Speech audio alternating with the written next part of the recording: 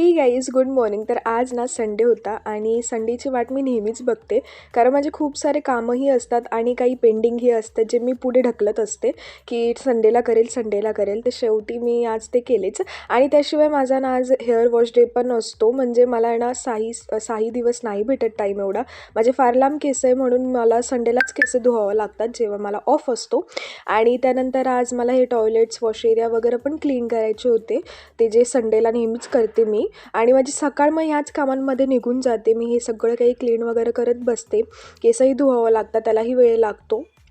तर मग मी सकाळी उठून नाश्ता वगैरे केल्यानंतर ही सगळ्या कामांना लागून जाते. सगळे काही कामं करून घेते व्यवस्थित आणि 11-12पर्यंत होऊन जातं माझं. त्यानंतर मग मी अंघोळ केली, हेअर वॉश वगैरे केले आणि त्यानंतर मी ना दुपारी नोट्स वगैरे काढल्या आणि झोपून घेतलेलं होतं.